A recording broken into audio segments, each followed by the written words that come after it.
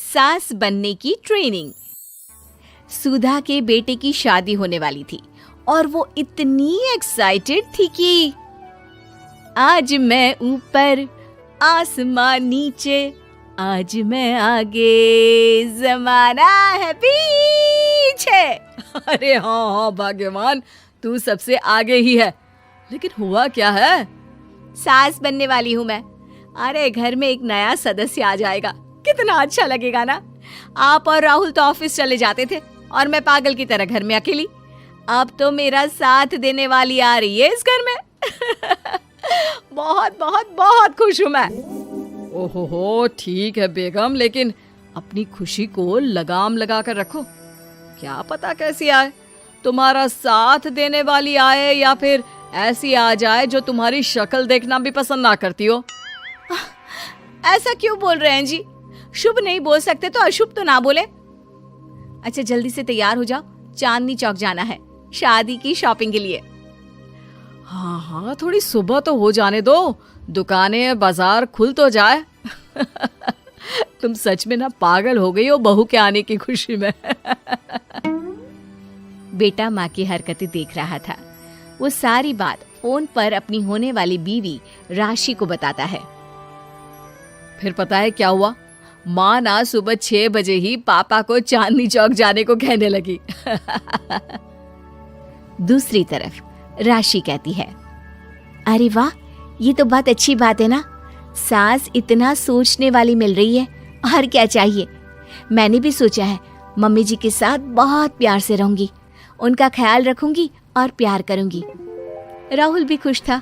लेकिन बाजार में सुधा जी और उनके पति को एक अजीब सी दुकान दिखती है जिसके बाहर लिखा होता है, हमारे यहाँ सास बनने की ट्रेनिंग दी जाती है। ये देखिए जरा, लग रहा है आजकल के लोगों को कोई काम नहीं है। अरे सास बनने की भी ट्रेनिंग होती है क्या?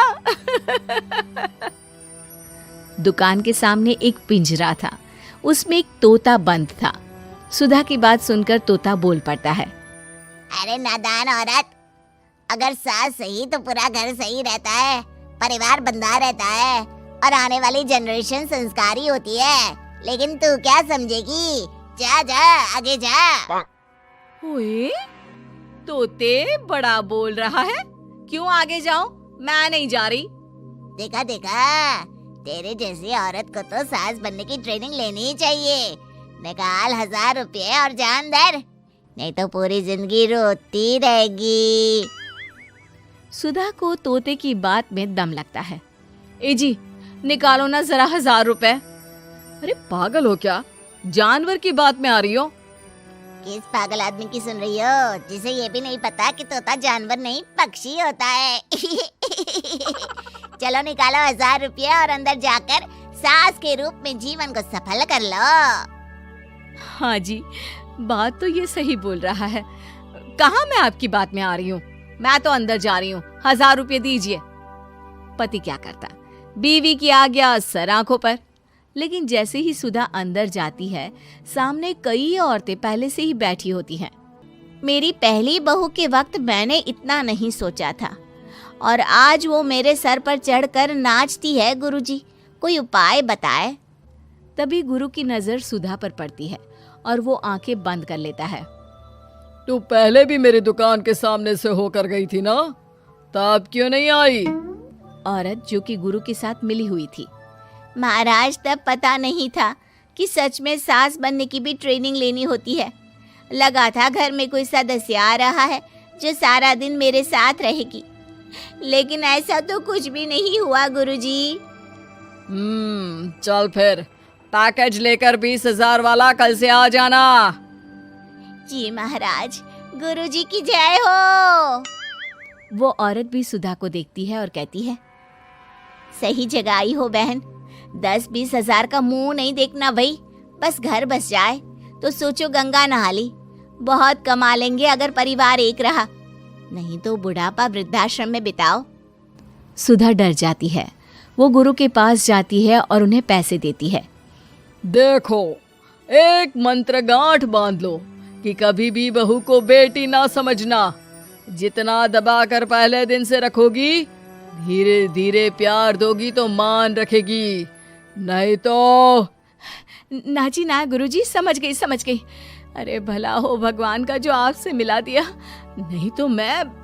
हाँ हाँ, आगे बढ़ते जाए, पीछे और भी लोग हैं, सबको मौका दे। सुधा घर आ जाती है।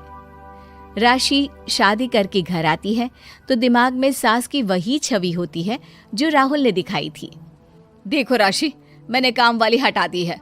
वो क्या है ना, 2000 महीने लेती थी, यानी कि 24,000 साल का, और 5 साल में उसे जोड़ो तो 1,20,000 रुपए। माँ जी, और 10 साल जोड़े तो? तभी राहुल आ जाता है। अरे बस बस, इतना मत जोड़ो, फिलहाल भूख लगी है, कुछ खाने को दो। अरे पर बर्तन तो गंदे हैं ना, काम वाली तो आई नहीं, फिर बर्तन कौन धोएगा? अरे कौन धोएगा मतलब? तू धोएगी? मैं? ठीक है, मैं धो लेती हूँ। धो कर देती हूँ, आप खाना बना ले। अरे खाना भी तू ही बनाएगी? ये क्या बात होती है माँ, क्या हो गया तुझे? कल तक तो कुछ और ही बोल रही थी। लेकिन सुधा का व्यवहार सुधरने का नाम ही नहीं ले रहा था। बहू और बेटा ससुर से बात करते हैं। पिताजी, क्या हो गया है माँ जी को? वो क्यों ऐसे व्यवहार कर रही है जैसे मैं कोई नौकरानी हूँ? पिता क्या करता, बता देता है सारी कहानी कि कैसे सास का दिमाग एक गुरुजी ने खराब किया है। सास बनने की ट्रेनिंग? तो मामला ये है, वही मैं कहूँ, कहाँ तो माँ बहू का इंतजार ऐसे कर रही थी मानो साक्षात कोई देवी आने वाली है, लेकिन व्यवहार नौकरानी जैसा। देखिए माँ बुरी नहीं है, बस किसी ने उनका दिमाग खराब कर दिया है। तो ऐसे में मेरे पास एक आइडिया है। बहू फुसुर फुसुर करके पति और ससुर से बात करती है। अगले दिन बहू सास के सामने कहती है, अच्छा मैं जा रही हूँ, मेरी क्लास है। ये बोलकर बहू निकल जाती है। ये कौन सी क्लास करने जा रही है? पढ़ाई तो खत्म हो गई थी इसकी। अरे माँ, दरअसल वो ये सोचकर आई थी कि तुम माँ जैसी होगी, लेकिन यहाँ तुम तो तुर्रम खां बन गई हो। तो वो किसी बहू बनने की ट्रेनिंग वाली क्लास में गई है। ये बोलकर बेटा बाप की ओर देखता है और आंख मार देता है। हाँ हाँ, वो तो तुम्हारी माँ ने भी सास बनने की ट्रेनिंग ली है बेटा। पहले का जमाना और था भाई, कि भोले मन से रिश्ते शुरू किए जाते थे। अब तो नई लड़की घर आते ही नौकरानी हटा देते हैं। बताओ, पिछले 25 साल से वो नौकरानी काम कर रही थी, तब तो कोई हिसाब किताब नहीं हुआ। अरे पापा, आप भी माँ को बोल रहे हैं? अरे माना, वो माँ समझ कर आई, घर में खुशहाली रखने के लिए हमेशा आप लोगों के साथ उठती बैठती, माँ को कभी जवाब नहीं दिया। लेकिन माँ की क्या गलती? अरे दादी ने भी तो ऐसा ही किया होगा ना माँ के साथ, तभी तो माँ अपनी बहू के साथ ऐसा कर रही है। नहीं, वो तो बहुत अच्छी थी। मेरे आने के बाद तो उन्होंने खाना बनाने वाली भी रख ली थी। अरे तो फिर तुमने क्यों काम वाली हटा दी? किसी के कहने पर अपना घर खराब कर रही हो तुम सुधा। अब बहू भी गई है ट्रेनिंग लेने, पता नहीं क्या सीख कर आएगी। नहीं, मैं अभी जाकर उसे ले आती हूँ। तभी बहू वहां पर आ जाती है।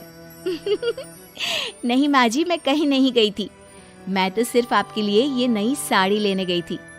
अब तो सब ठीक है ना?